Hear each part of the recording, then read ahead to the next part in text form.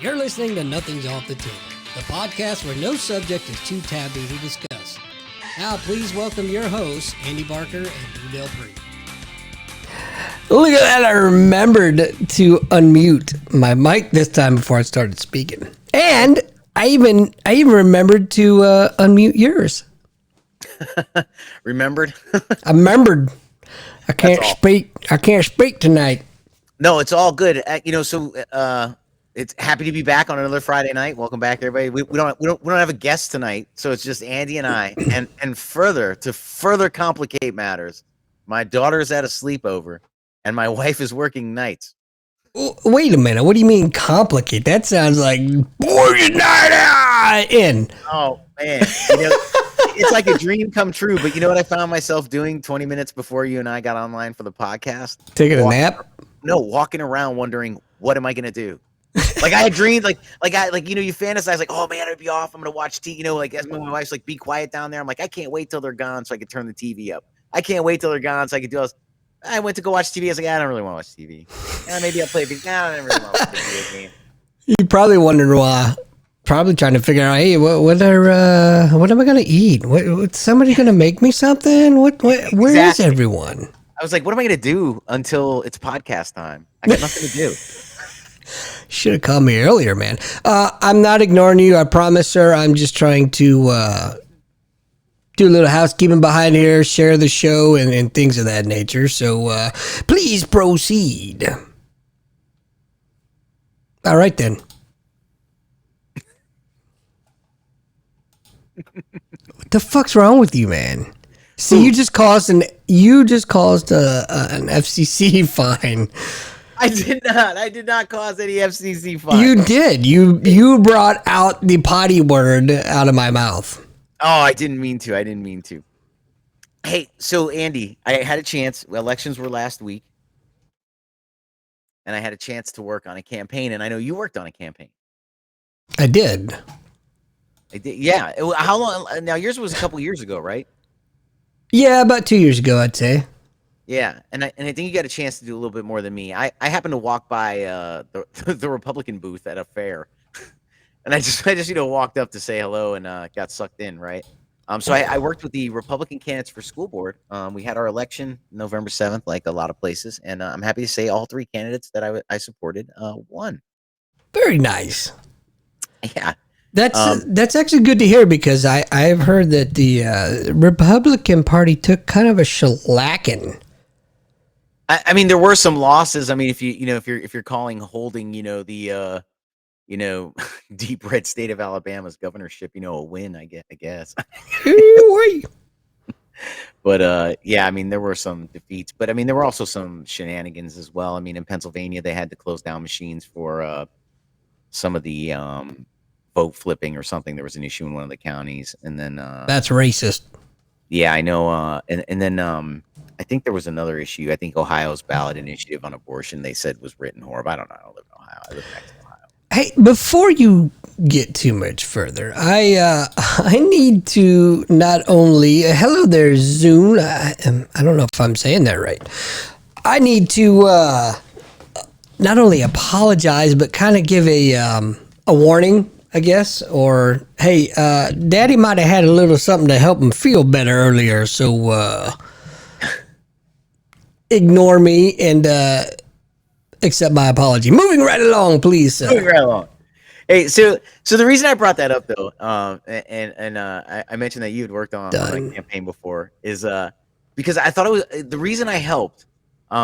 Wasn't so much I cared about like the school board or the candidates, right? I'll just be upfront on my thought about the school. Parent your damn children, and it shouldn't matter who's on the board, okay? Amen. Right? If you parent your children, when they come home with nonsense from a progressive, ridiculous teacher, you knock that crap out, move about your day, and you don't have to worry about who's running for school board or any of that nonsense or books in the library, because if you parent your child and you're an active parent, that crap, it won't matter. That's right. I wanted to help them because I wanted to see how the sausage was made, right? Like in my fanciful mind, right? I'm gonna see behind the presidential curtain with this school board race, right? Right. But it was really, really interesting though. I got to see the GOP database. that was pretty neat. Obviously accesses are restricted, and you can only access what you need to access and things like that. There's a lot of people out there that don't know you that are probably thinking, whatever, yeah, he's full of crap. But no, I know you, and 100% that's exactly why you did it. Yes, yeah, it's 100%. I thought maybe I would see like some interesting stuff or some behind the scenes. I saw nothing really interesting. Well, that's what I'm going to tell you right now.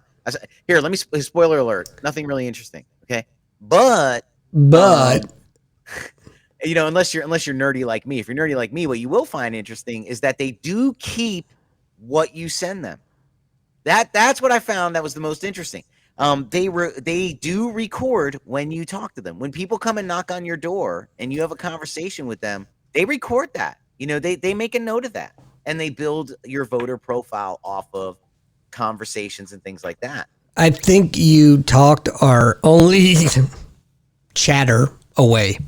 Anyway, it happens. So Zun, I'm thinking Zun, if you're still here. What's up, dude?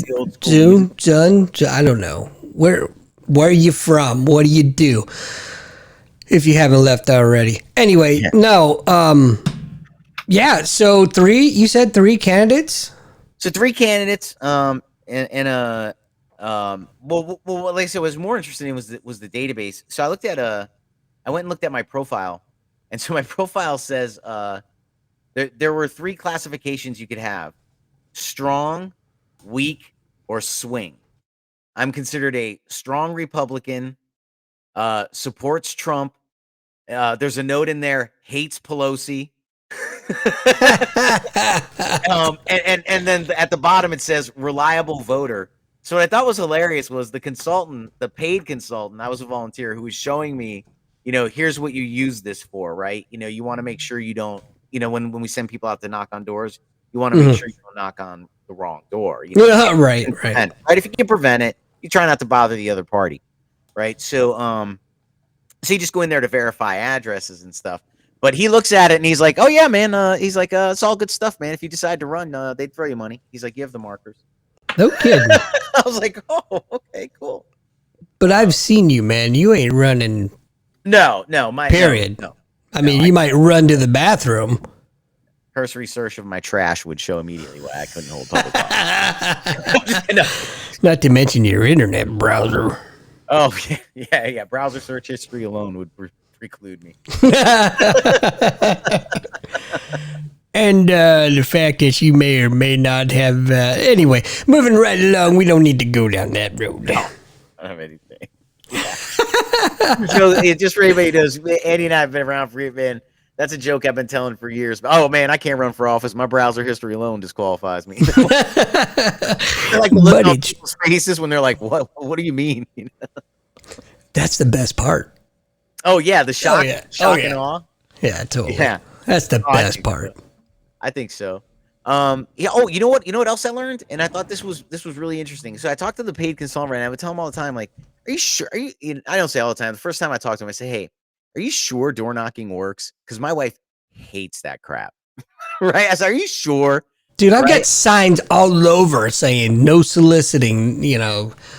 Fucking get the fuck out of here. Turns out, he says to me, surveys of actual GOP voters, right? The base that comes out appreciates the door knock. They view it as at least you cared enough to come.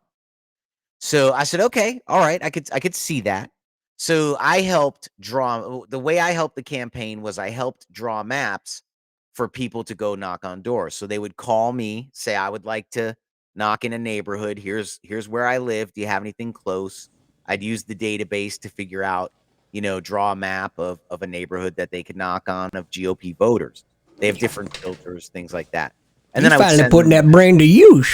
Right. And then I give them access to an app. They log into an app. They have their map, and they, do their, however they do it. Right. I just offered to draw maps. I was not interested in knocking on people's doors because I didn't buy into it that they appreciate it.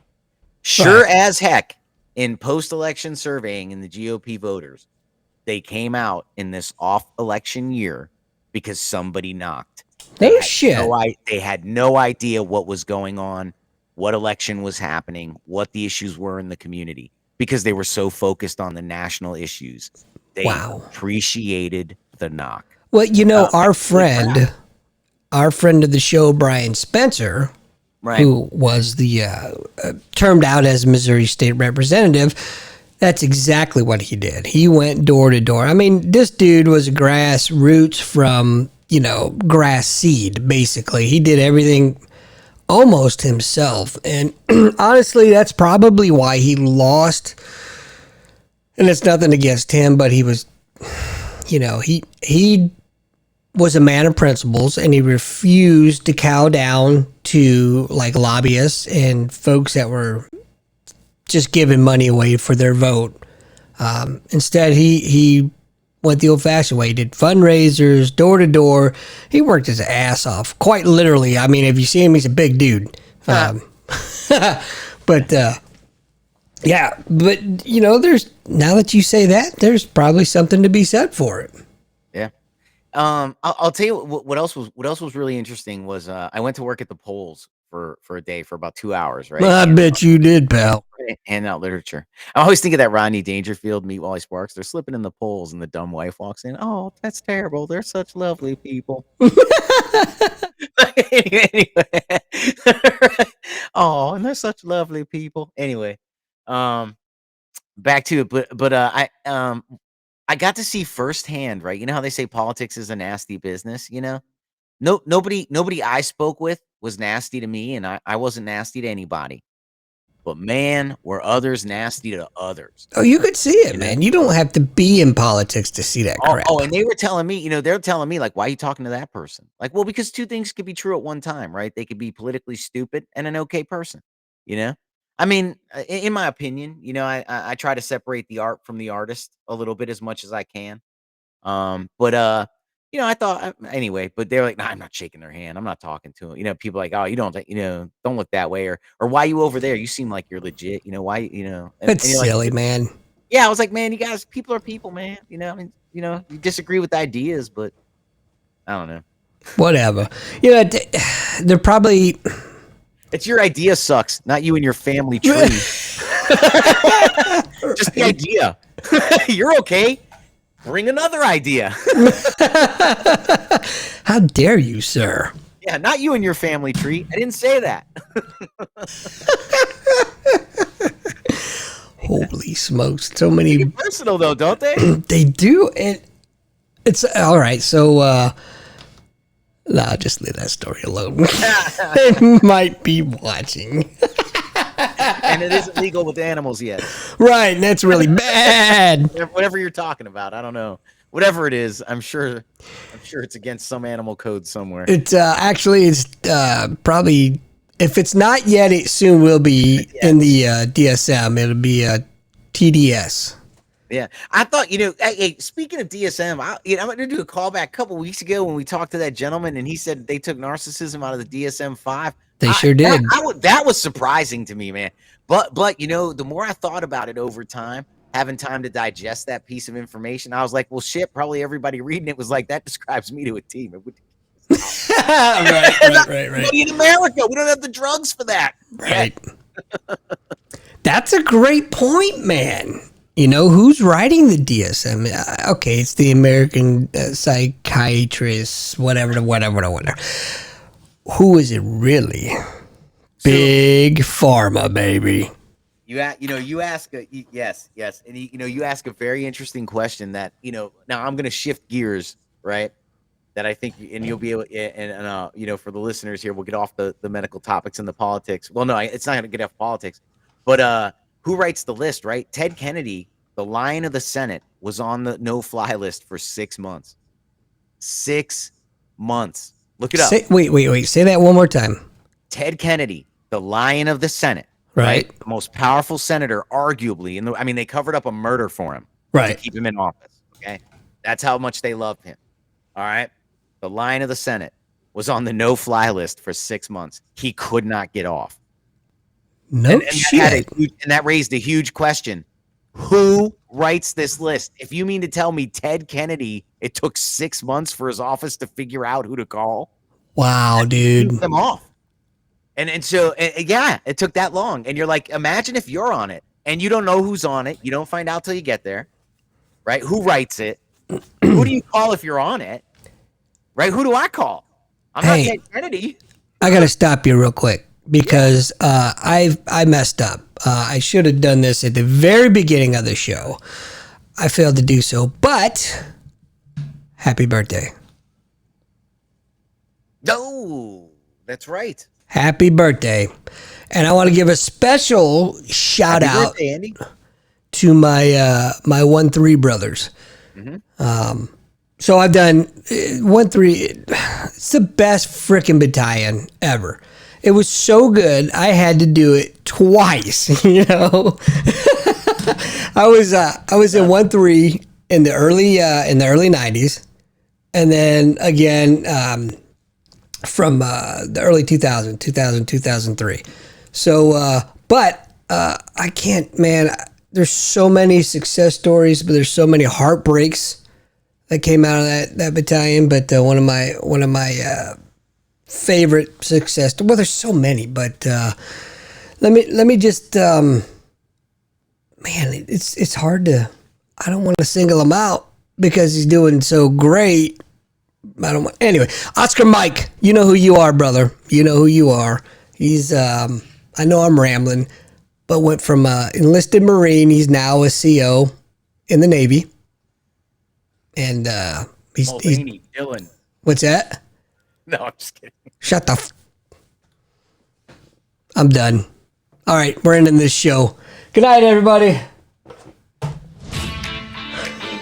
I'm just kidding. I had you though, didn't I? Like that time I pretended I froze. You got me. You got me good. Like, oh, that would have been good. That would have been good, man. Oh shit. That would have been good.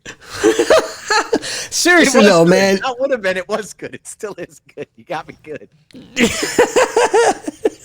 As you shut it all down and then started laughing, I would have been like, oh man.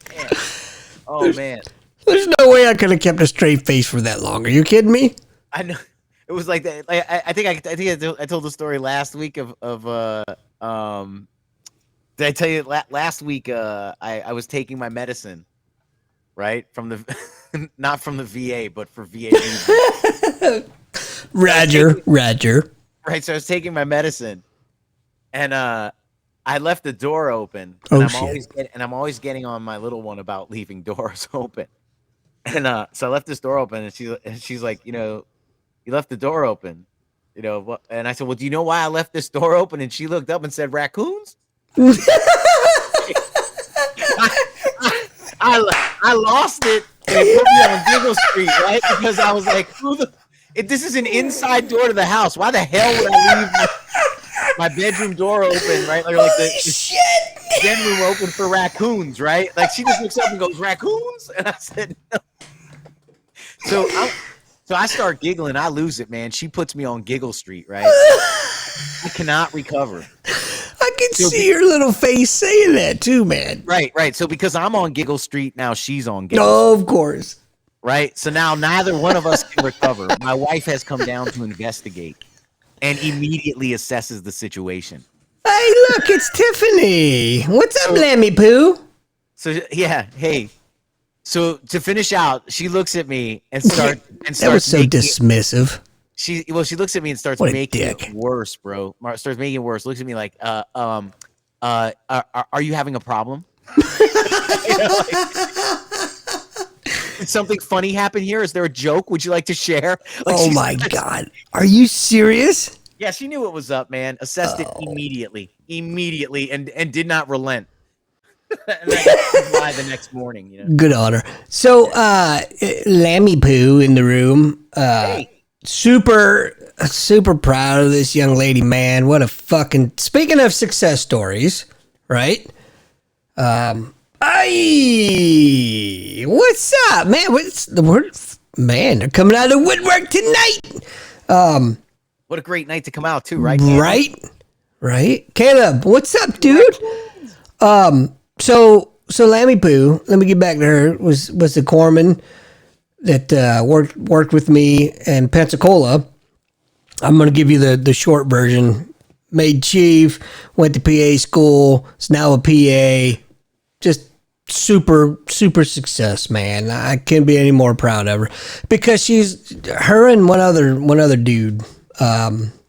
They listened, right? We're always giving advice, and we're so lucky if maybe 1% of the people take us up on it, right? She's the 1%er, man. Oh, look at that. Her first green side command. Hey, yet. Happy birthday.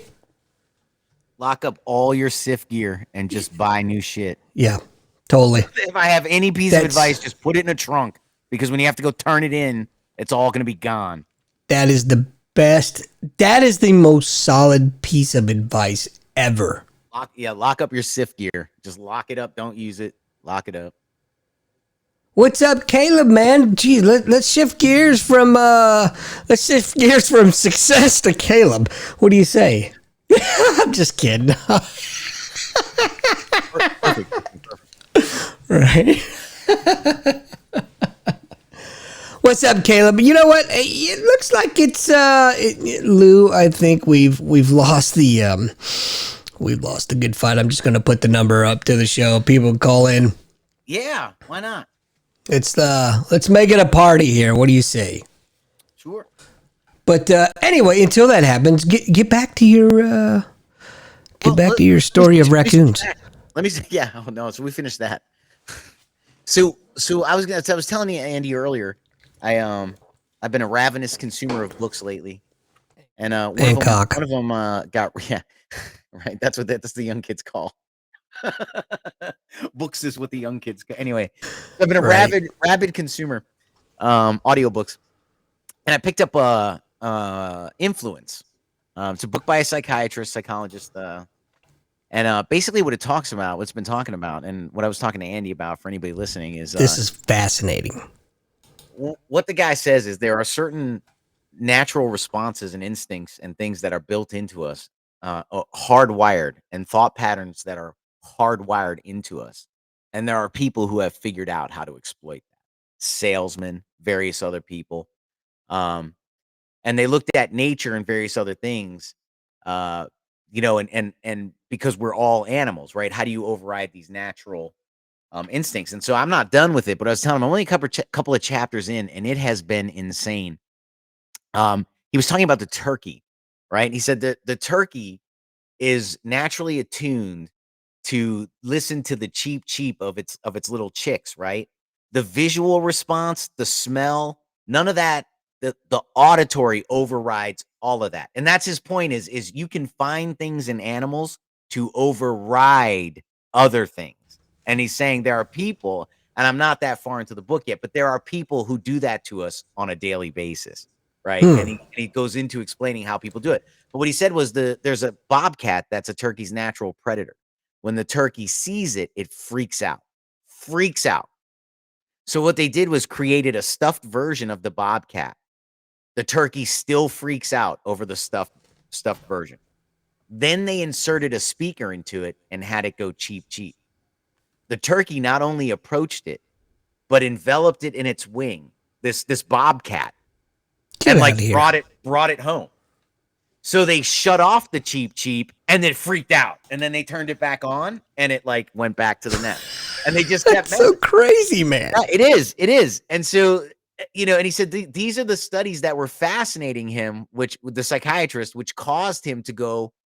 Leave the university for several years and go work in sales and go find out what these masters know, right? Like how they're doing this. He talked briefly about the word because. We were talking about Andy. He said there's a study, and I have to download the references in the beginning of the audiobook, which I've never heard done before. He expressly stated the website several times on where to go to get the references so you can read for yourself. Because the book is about you figuring out how you're being manipulated, right? Which obviously you can turn around and do to others, I guess. But it was fascinating. He said there was a study they did, and what they talked about was a line at the copier, and they sent people to cut in, and they weren't getting in, and then they added the word because. They said, so they would go in and say, hey, can I get ahead of you? Because, and whatever came after, it didn't really matter. 80% of the time they let people in, and then what they Interesting. found was 70% of the time, they would let you in the line, even if you didn't say anything after. You just said, hey, can I get in front of you because, and then just let it hang. 70% of the time, people were more likely to let you in. Whereas You- without saying because, it was in the 40. that is, I believe, I'm going to say that's naturally ingrained in languages or cultures because my kids do it. And I hate it, when you ask them a question, because. No, because why? Right. But they know to stop it because. Yeah. It's weird, man. He was talking about how when you're on the outside looking in and you're not really thinking about it, these tricks you don't pick up on because they don't make sense to you. He said, so for example, if you're going to go buy a car, right? And some accessories, or like if you're going to go buy a suit and some accessories, you would, because you need shoes, you need a tie, you need a shirt, right? You would think, okay, well, let me get the shoes, tie, and shirt and see how much I have left over. That'll tell me what, level of suit I can get, right? Like Armani or, am I going to JC Penney, right? I'm going to Goodwill. Right. Like you would pick up everything you need and then get the suit to make sure you have everything you need when you finally have the suit. Right. He said, that makes sense. That's what you would do. He said, but in sales, people know that is not what you do. You sell the major item first because you take advantage of the comparison loop in the brain. Once they've already spent 250 seems like nothing. That's He said, brilliant, man. because he said, so you exploit the comparison aspect of the human brain. And that's what he's getting into. He's like, there are different aspects and you have to attack them all sort of simultaneously. Like you attack with a rare choice, right? On an expensive aspect. And he said, and that's how you get overridden and end up buying a car you can't afford. That's why you've got 10 of them sitting outside of every major base in the U.S. Yes. Yeah. You can always tell what unit deployed when you pull back into the Right. parking lot. All like there's nothing than a year-old car in there. You're like, oh, these guys got back. Good for them. That's right. Yeah, you see the McLaren. You're like, oh, re-enlist overseas much? Yeah, right. E3 with a McLaren. Let me guess, you re-enlisted in the Gulf, huh, jackass? The real bet should be how long is he going to keep it? Yeah. I remember in Camp Lejeune they had we went in for I forget what it was, financial counseling or something. We wanted to buy a house. Command financial specialist. Oh my God, I'll have to tell you about this story here in a second. But when we got there was like a mugshot wall. I'm like, what the hell is this? They're like, oh, these are the serial marriers in the area. They marry E3s, fulfill the time allotment to get retirement, and then divorce immediately. Like if it's like 30 days or something, or Was that in your admin shop? No, it was like in the base, like financial center. It was like, he's like, Fleet and Family Service Center. Yeah, it was like, don't marry these women, like there was like 8 of them up there. They were like mugshots, man, and they were like, yeah, they're the serial marriers, man. They said they basically have a full paycheck off of like 15 different 10%. I believe that. Hey, real quick, Tiffany, if you're still listening, I have I want to follow up with you on our last conversation offline, if you're still in the room. So, getting back to the financial counseling. All right. So my wife, and Andy's met my wife, right? And look, there are stereotypes for a reason. Okay. My wife's Asian. Her math is impeccable, infallible. I have 2 stories about her math. This is one of them, right? And basically, we go to Fleet Center because we want to buy a house, and we're just not sure about like percentage rates and things like that. We never bought a house before, right? Well, go a little bit further or back up a little bit more, because you guys lived in base housing. We lived in base housing my whole life, right? My whole life we lived in base housing, and we weren't going to go buy a house in North Carolina. But what we wanted to do was, understand when you do go to buy a house, what do we need to know, right? Because we had time. So we get there, and I just want to say, a lot of these services are not set up for people with their shit together. So that is 100% accurate. So the first 15 minutes was telling this old retired Marine, we're okay. We're not in debt. All right. And we had to go through line by line. So my wife pulls out a spreadsheet she keeps, right? And he's going through a spreadsheet and she says, would you like to use mine? I have the same categories and an additional 3 at the end. Right? She said, but I use all of your categories. I just added 3 extra. You can use my sheet. He's like, no, I have to put it in the, I just have to put it in the computer here. If you just go along with me, no, thank you. We'll look at your sheet later. Right. He's like not hearing anything. You know, he's like an E3 just showed up and doesn't understand there's bills. Right. Right. You know, and he's like, just do the machine, you know, just do the machine, be quiet and do the machine. So we sat there, and at the end of the financial counseling, he turned around and said, I don't really know why you're here because you're better than me. Like you're like your credit score and everything's better than mine. And I was like, well, I don't know how to buy a house. I came here because it says house buying assistance. And he's like, well, we usually just get people on a budget to buy a house. We don't like, I mean, what state are you buying? I was like, man, I gotta go, man. I gotta go, dude. It was a wasted hour and a half, man. For sure. This dude. I was the couple of my commands. I was a command financial specialist. I would have killed to have somebody like you come in. All right, done. Let's knock it out. Let's get done. Here's your resources. This is what you need to do. Yeah. Perfect. In and out. 20 minutes, 30 minutes tops. Yeah. I just wanted to understand, like, hey, what's a fair percentage rate when you buy a house? Hey, those were my questions, but instead he didn't want to hear any question. We had to do the budget first. Well, he's a Marine, man. Yeah, exactly. We had to do the budget first. And then at the end of the budget, he says, we're better than he is. He doesn't know why we're here. Hey, you want a job? We really don't help people buy houses. I know that's what it says in the name, but right. First rodeo. Hey, you want a job? All right. So Andy, you want the second story on my wife's math skills? This one's interesting on a car. Oh, Jesus. So San Diego, going to graduate IDC school. I'm going to buy a new car. I'm going to treat myself, right? So I bring my wife. Oh, actually, hold on.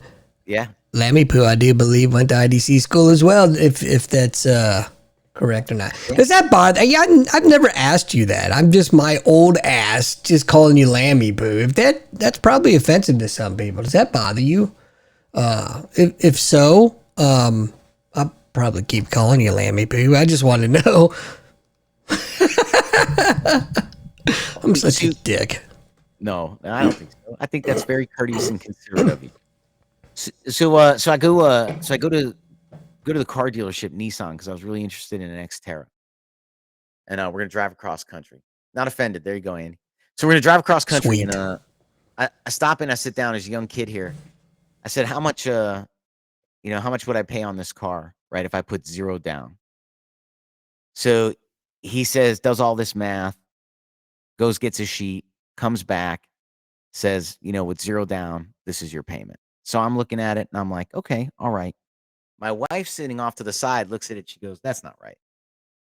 And I said, what are you talking about? She's like, that's not, hold on. So he pulls out the calculator and says, no, look. And she starts doing the math, and it's funny math, right? It's math on the calculator. Like you hit the button out of order and it comes up that way. So my wife catches it immediately. You talking about the programmable ones? Not the programmable ones.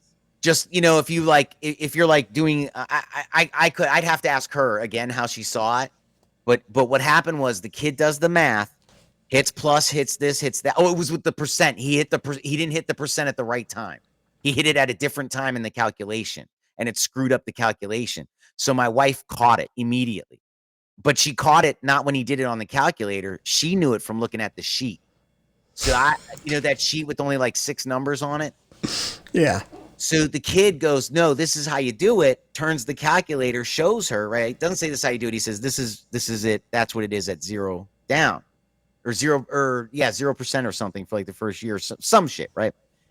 Turns the calculator, shows it to her. She goes, oh, and I'm going to tell you, and Andy knows my wife. and I have never seen my wife ever do this before, and I've only seen her do it one time after. She looks at the kid and goes, "It's probably your American schooling," and then turns the calculator and says, "You don't hit percent at this time. You do the math, and then you hit percent." She goes, "That payment is at 3% interest. It's not at 0." She's like, "That's not what it is." I love it. So he goes pale, right? His eyes get huge, and I start to feel sorry for him, right? Because I live with this woman, and I'm like, man, I learned about lying early in my career too. You know what's coming, don't you? And well, man, So anyway, he tries it again, and she goes, look. My wife takes his pencil and does the long division on the sheet for him and says, "This is what it really is. That's not correct." He leaves. Manager comes over. "So what can I do to get you guys in a car?" And my wife goes, "Me? Nothing, but I don't know about him. He still thinks that's 0%." like he's a sucker. Like, I'm not getting in your car, but this idiot, he's not following either. But of course we left, didn't buy a car there. And so, the drive home, I said to her, "How did you know?" And here's the difference in schooling in Japan versus the US. And I'm not here to tell you one is better than the other. I'm just here to say this is what's different. Let's be honest, man. Come on. Well, no, because there's I mean, what she told me was every year in school you try to test to get into another better school.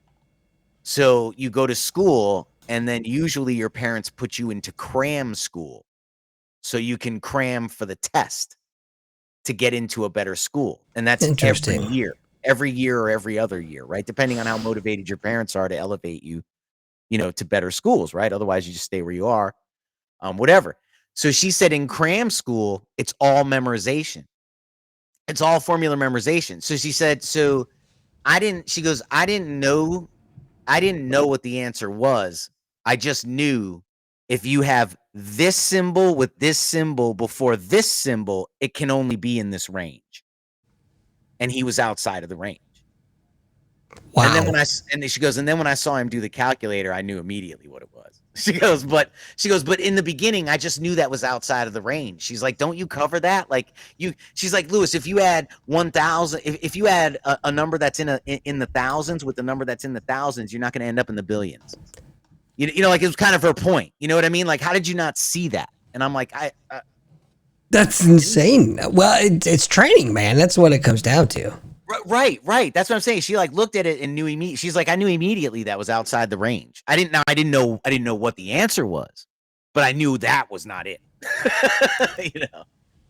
Good point. Just the difference in schooling. Just the difference. Well, Connie's like that too, man. She's got that finance training and background, and she doesn't. Oh God, it drives me fucking insane. Ooh. It drives me insane sometimes. She wants every damn receipt from everywhere, and she. Oh yeah. I know why she does it. I don't fault her, but God, man, sometimes it just gets annoying. It's like, all right, forgot the receipt, whatever, Yeah. But down to the cent, man, the half cent.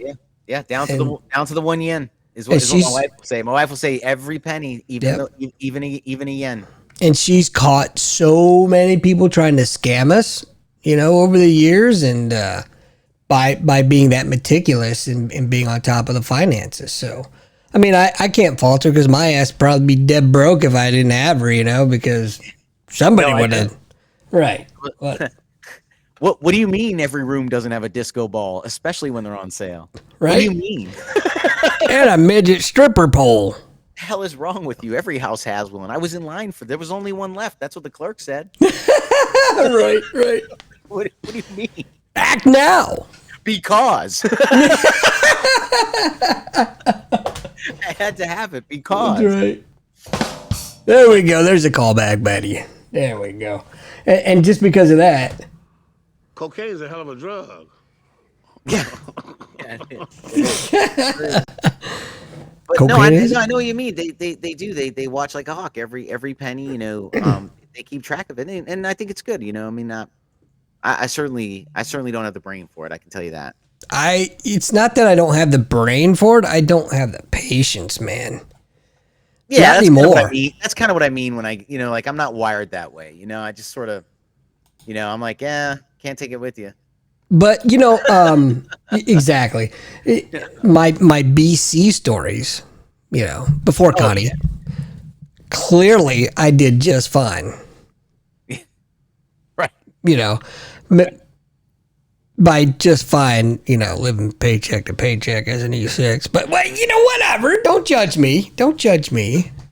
Oh man, I wouldn't have made it that far single. I barely got out of E4. Barely got out of E4. Oh my God. Yeah, but hats off to her, man. She does a great job. We're both very fortunate. I will say we're very fortunate people. Very fortunate. For sure. I don't want for much. My kids, thank God they don't want for much. What they're perfectly provided for. In fact, they have way more than I ever did as a kid, and I'm happy to provide that for them. As a matter of fact, Liam, man, we just had a batting lesson yesterday. Another one. He goes to a weekly batting coach, and I couldn't help but to notice that when he first started getting lessons, and he would step up to the plate, he was a little leaguer. Now, what I see when he gets up there, this kid's a hitter. Nice. There's a difference. Pitchers would come up, he'd see him, and they'd be like, all right, no threat. I'm just going to throw him whatever I want. He makes pitchers nervous now because this kid is crushing. I didn't have these opportunities is my point. You know what I mean? And I'm so happy to give them to him. Yeah. I told you my son started jiu-jitsu. Yeah. So I trained with them Tuesday. Normally I don't stay for the adults in the evening, but anyway, I stayed and I trained with them on Tuesday. And I was telling him, I was like, I my daughter, I've been making her do it. So she's on her 6th year now. Really? Yeah. So I said That's to him, fantastic, I said, it really man. doesn't. So this is, and what I said to him is true. I believe it, right? I believe it. And you've spoken to Aya. I don't think you've spoken to my son much, if ever. I've never spoken to your son. Yeah. So we are two polar opposites, but he has the same sarcasm. But he's very quiet. He slips it in. Like you're like, you realize it after he left, so you can't punch him. Yeah, right. You're like, oh, that son of a bitch. Dick. He got me again. Yeah. But he's very quiet, and I'm very outside. So anyway, I was saying, yeah, I think Aya hates it or whatever. And he's like, really? He's like, she always talks to me about it. I was like, yeah, because she thinks she can kick your ass. He's like, really? And I was like, yes. I was like, yes. She's brainwashed. She thinks her 6 years is going to take your 100 pounds over her. Right. 3 months. Right. Because she thinks there's going to be rules. So check this out, man. My little neighbor, I think you met Heather and Dave at the retirement. Yeah. So their son Carter just started taking jiu-jitsu lessons. Oh, it's awesome. I love it. Every day when he comes down, he's like, Mr. Andy, we learned this. We learned that.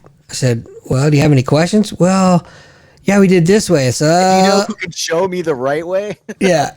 And that's what I do. I said, well, that's close. Let's work on it.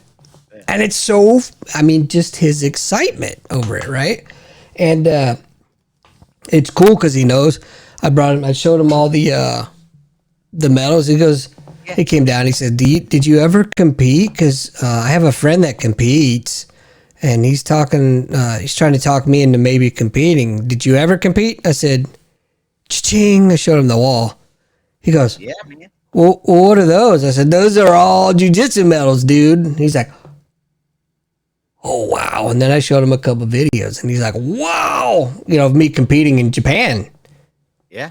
And he's like, wow. So it's so cool, man. Jiu-jitsu, it's I love it, man. it's universal language, man. I've been teaching the kids class now at Team Junkara for maybe 2 years, and it's been nothing but rewarding. So speaking of January, I'm going back. To kids class? Nope, my class.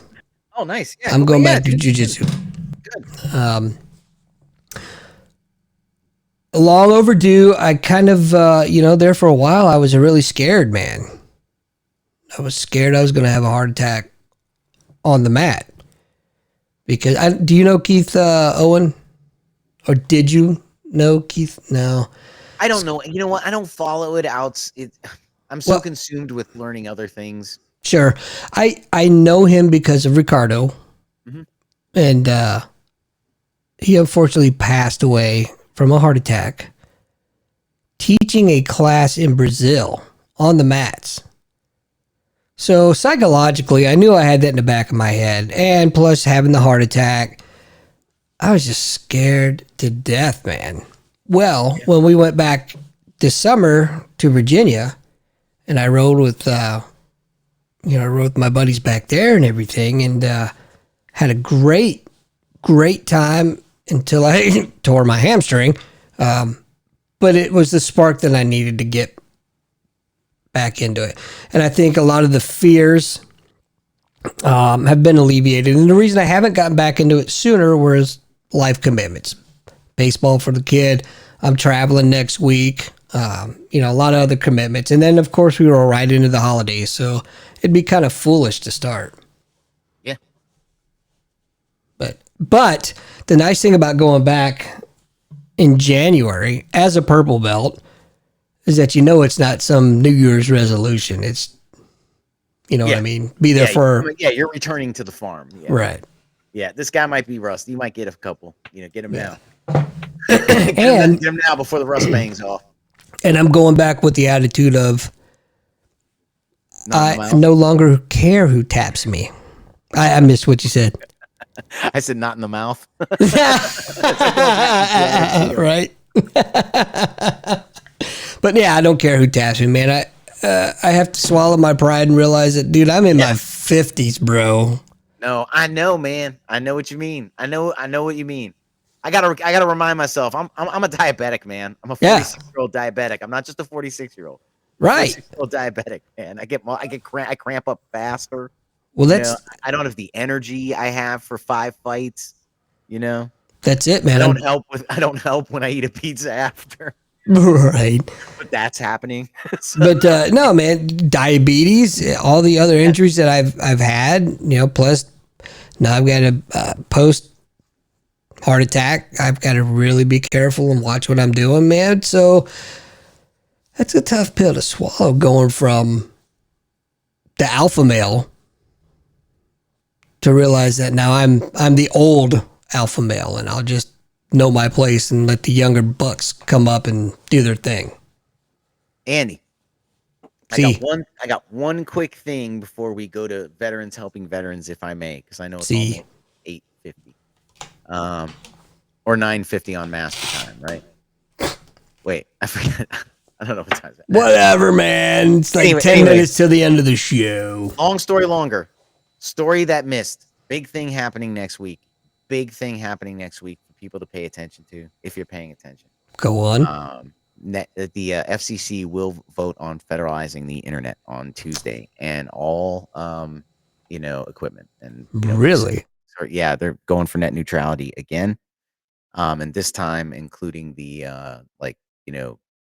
accessories like towers, payments, things like that, stuff like that. So Interesting. net neutrality, and it is expected to pass because the FCC is 3 Dems, 2 Repubs. So the chairman's tried to warn the people, but try to get the word out Tuesday. FCC net neutrality.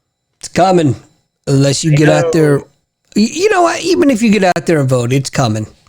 It goes back to the whole Ted Kennedy thing. Yeah. Vote if you want, but guess what? Somebody else is controlling that crap. You see Connecticut was one of these states just threw out the mayor election, and now in Georgia they're resigning. The lawyers are resigning from the case. There's over 1,400 ballots. I did hear something about that.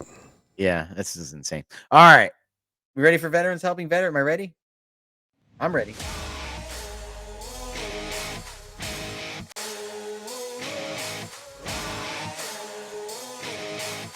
I think I hurt my neck. It happens. It does. All right. Now for our little segment Andy and I like to do is just talk a little bit about organizations or try to spotlight other organizations that help out veterans or may even be owned by veterans doing good things. And to give you a reason to go back and listen to previous shows because a different charity we try to promote. And there's so many to get through before we recycle. So yeah, go back, have a listen at some of the other shows. Leave comments if you want, and support some of those charities mentioned before too. They're really good. But and we will circle back, of course. So today I'm going to talk about tragedy assistance programs for service members and their families. TAPS. Wait, say that again. Tragedy assistance program for service members and their families. Yeah. So it's easy really for you to say, pal. my problem is it's really small, and I'm like, I think the S at the end is service.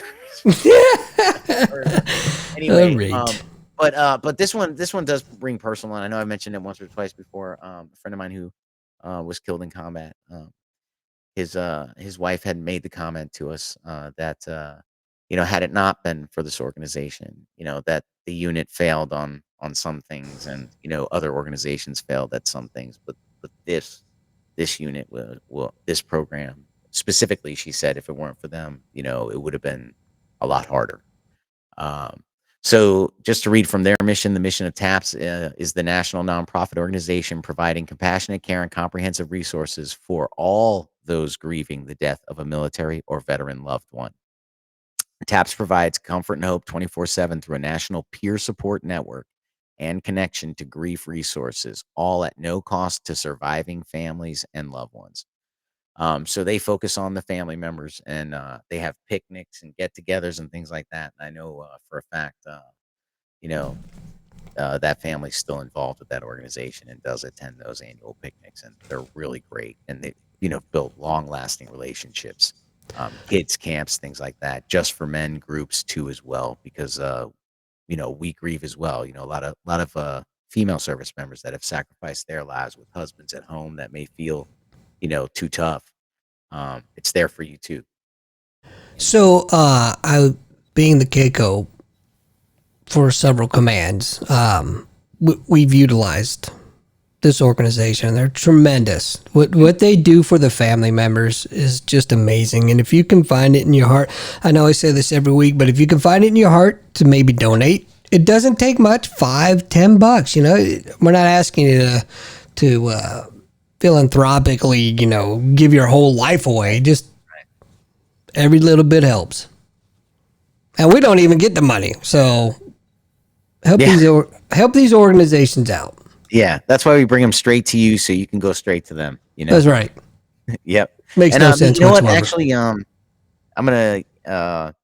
gonna see if I know there's probably people who are gonna be like, "Hey, dummy, it's a one-click thing," but we got to figure out how to put links to each charity, from each show. I can totally do that. You just have to let me know ahead of time. Right. That's what I'm saying. It's not really simple. It probably involves planning. Oh, get out of here with that crap, man. How dare you, sir? Preparation and planning. Preparation H. For that real pain in the ass that you're talking about. I was kind of hinting around it earlier. Those that know, but let me just spell it out for the rest of you. Today is what, Lou? What, November 10th, right? November 10th. Yeah. Is the Marine Corps birthday? That, yes. So I spent... I get confused by the Marine Corps and the Navy birthday. I'm serious. I still mix those months up. Wait, the Navy has a birthday? I mixed the months up. The one's October, right? One's November. Wait, the Navy has a birthday? Here, I'll settle this. Ziggy, when is the Navy's birthday? October 13th. What the fuck did I just say? The frigati. I always get them confused. I seriously do. I know I shouldn't. I'm a horrible human being. Yes. I've got nothing else to say to that, but yes, that is correct, sir. No, happy birthday, Marine Corps. I spent a lot of years with you glorious bastards, and you've made me the idiot I am today. Happy birthday. You know what's funny? I belong to the Marine Corps League, and we have a birthday every year, a birthday celebration right around, this day. November 10th. Get Yeah. out of here. Yeah. And every year I always think, why are you doing it so late in November?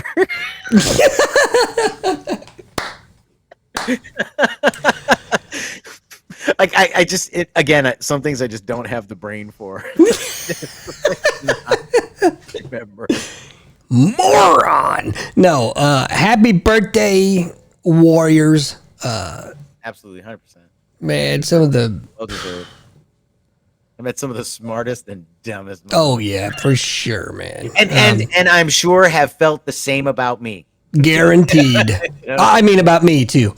Oh, I deserve everything negative said about me. At the Guaranteed. I'm an idiot today because of my formative years were spent with the Marine Corps as a young man, right out of high school. I made chief after leaving my battalion, so tells you how long I spent with the frickin' green side. I am failing miserably tonight, by the way. We're done. We're ready to close. Failing miserably. All right, well, in that case,